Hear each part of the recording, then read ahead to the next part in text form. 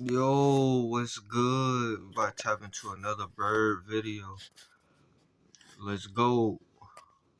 Larry Bird was one of the best players to ever touch a basketball, and together with Magic Johnson, the biggest NBA star of the 80s. What made him so successful considering he was quite unathletic? And how would he fare in today's NBA? Did he win just because his teams were loaded? And where does he stand among the best shooters of all time? Watch the rest of the video to find out.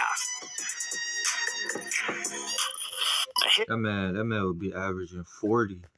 What you talking about? That man would be averaging 40, all type of stuff. Like he would be up there just like Steph Curry and 3-pointers. Like, come on, man. It's not even a topic for real. From French Lick. Bird was born into a poor family in French Lick, Indiana, a town of 2,000 inhabitants. Larry grew up a shy, introverted kid who didn't talk much, and he did most of his talking on the basketball court. He grew up to 6'9" and played at small forward, but with his understanding of basketball, he could play whatever position he wanted. Larry finished his high school career as the best scorer in school's history, and he could choose where he wanted to go to college. He started playing for Bobby Knight at Indiana University, but didn't like the spotlight and being around so many people. He then settled at Indiana State University, where the pressure was much less than with the Hoosiers. Larry averaged 30.3 points, 13.3 rebounds, and 4.6 assists in college. The Sycamores were invincible in Bird's senior year and became the #1 team in the country with a 33-win streak. Their only loss came in the 1979 NCAA Finals, where they played against Michigan State, led by senior guard Urban Johnson. Despite 19 points from Bird, Magic and his teammates celebrated the title in what was the most watched college basketball game in history at the time. Bird was named the Collegiate Player of the Year, leaving Indiana State as the 5th-ranked NCAA scorer of all time. He was already drafted, as the Boston Celtics selected him in the NBA draft in 1978, hoping that Bird, who qualified for the NBA as a junior, would skip his senior year. He opted to stay in Indiana, and when he finally arrived in Boston, the Celtics looked nothing like their championship selves, with consecutive losing seasons. Bird then single-handedly caused the biggest turnaround ever seen in the NBA at the time. Boston improved their record from the season before by 32 wins and finished with 61 wins and 21 losses. Although his arch-rival Magic Johnson had an impressive season and won the title with the Lakers, Bird was named the Rookie of the Year with the average of 21.3 points, 10.4 rebounds, and 4.5 assists. Damn. That man came in getting buckets, man. That man came in as a damn star. He wasn't playing for real. 21.3 and 4.5 assists. Damn, man. Like he came in like on some LeBron Carmelo type shit. Hell yeah. Like, you know what I mean? He was already him for real when he entered the league. You know what I mean? Telling you, man. That man was a bucket for real. He also made the All-Star team and first-team All-NBA, and even finished 4th in the MVP voting, and proved he could transform a mediocre team into a great one, all by himself. A new green dynasty. After Bird's rookie year, the Celtics had a busy offseason. Legendary Red Auerbach worked his magic and brought 2 new faces to Boston that would form one of the biggest dynasties in NBA history. Auerbach robbed Golden State by sending them the 1st and 13th pick in the 1980 draft in exchange for center Robert Parrish and the 3rd pick, which became Kevin McHale. Along with the newly formed Big Three, the Celtics also had an all-star point guard, Nate Tiny Archibald, young and athletic forward Cedric Maxwell, and a few well-integrated role players that made the team complete. The head of the snake was, of course, Larry Bird, who was 2nd in MVP voting, en route to a league-leading 62-20 record. The Celtics avenged the loss to the Sixers from the previous year, and after a tough 7-game series in the Eastern Finals, they were in the NBA Finals once again. There they would be met by the Houston Rockets, led by prime Moses Malone, who was arguably the best center in the league at the time. Malone averaged 23 and 16 in the series, but the Celtics were too good of a team and would win the title with 4-2. Bird averaged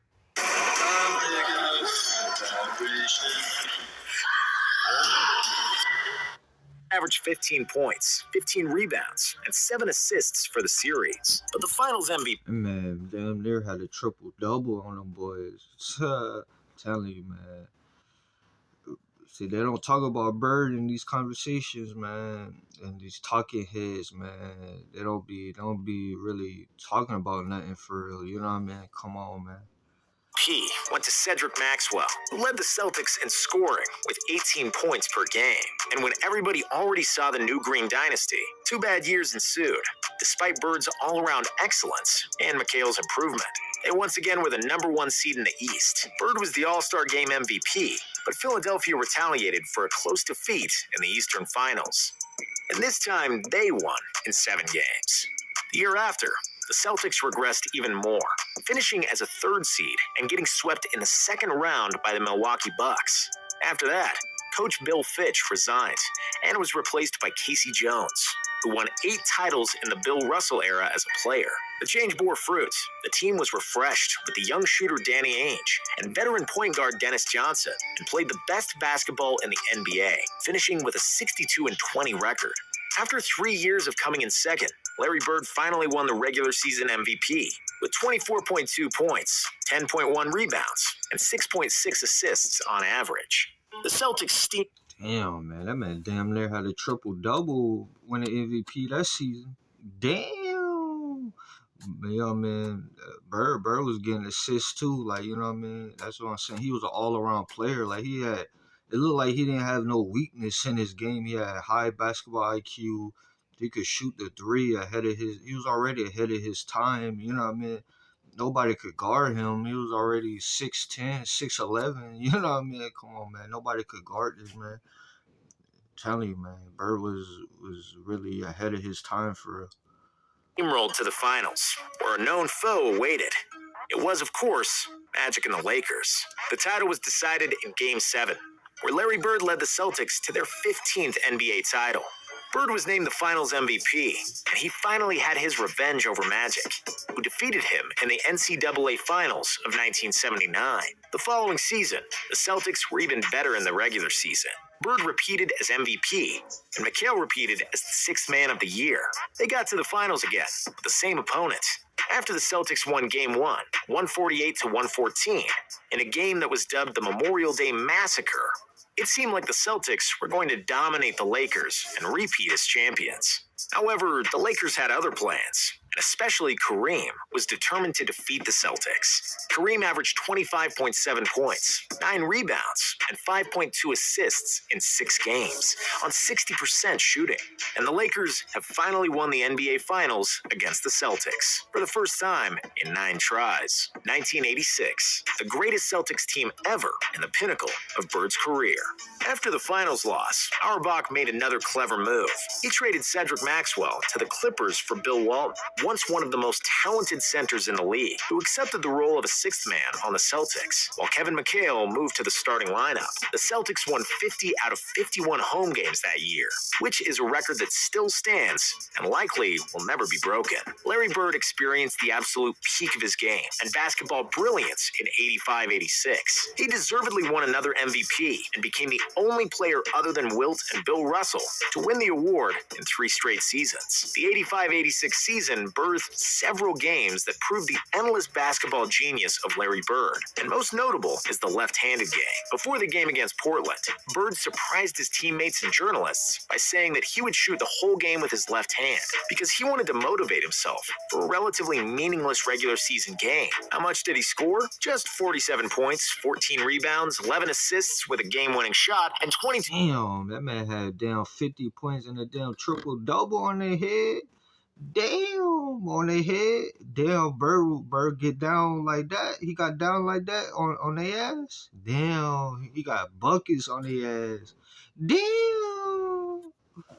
2 points scored with his left hand out of sheer boredom and fun. And those are the reasons why he was called Larry Legend. Apart from that, he also scored a career-high 60 points on the Atlanta Hawks earlier in the season. Almost everything he put up toward the basket went in, and he got into such a zone that the Hawks bench jumped off their chairs and cheered, after which they received hefty penalties from the Hawks coach, Mike Fratello. Throughout the game, the commentator noted that what he was watching was the biggest shooting exhibition in basketball history. And at the time, time, it truly was. The Celtics won 67 games in the regular season and lost just one game in the playoffs on their way to the finals. There, they would be greeted by the Twin Towers of Houston, Ralph Sampson, and Hakeem Olajuwon, who defeated the Lakers in the West Finals. But nobody could touch the Celtics that season, who were one of the most talented teams ever assembled. Bird was 2 rebounds and 3 assists shy of averaging a triple-double in the finals, and he deservedly won his second Finals MVP.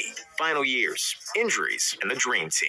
In 1987, the Celtics had a very difficult season. Their number 2 pick, Len Bias, tragically passed away after the draft, and they suffered. See, and that would have changed the landscape of the league because Len Bias was already going to be a generational type of talent. Like, you know what I mean? That would have changed the landscape of the league. Him and Bird, you know what I mean? Kevin McHale and Parrish, you know them. You can't tell me they would have still wouldn't have dominated the East because they would have dominated. They would have had Jordan run for his money, like, you know what I mean. And I'm telling you, Bird doesn't get hurt. Like the landscape changes too. You know what I mean. I don't believe Jordan wins 6 championships, goes to the NBA Finals like that. I don't believe that. You know what I mean. But the Celtics was already winning, and you get a generational type of talent, and that doesn't happen. Oh yeah, the landscape completely changes at that point. Any injuries during the season and the playoffs. But Larry Bird was too good, and they still advanced to the finals after 2 7-game series against the Bucks and the Bad Boy Pistons, where Bird made one of the most legendary plays and stole the inbounds pass from Isaiah Thomas that won a crucial Game 5 for the Celtics. And in the finals again, it was the Lakers for the 3rd time in 4 years. Because LA was much more rested coming to the finals, the Celtics did not have enough gas in the tank to stop the fast-paced showtime. Bird delivered another 24, 10, and 5 for the series, but it wasn't good enough, and Magic got the best of him once again. Next year, Bird had maybe one of the best statistical years of his career. He averaged 30 points on 50, 40, and 90 shooting, a feat he achieved the previous year as well, proving that he's the best shooter who ever played at the time.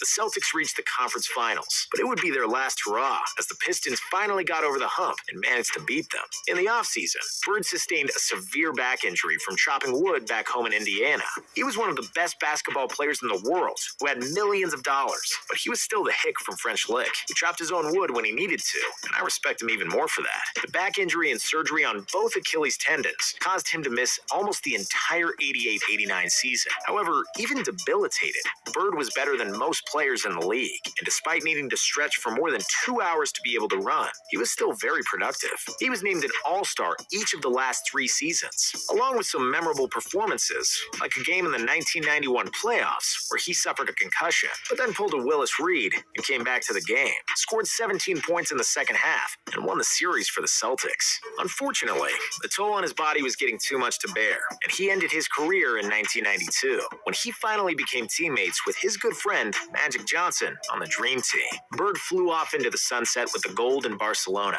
retiring as the best small forward and the best shooter to ever play. Legacy.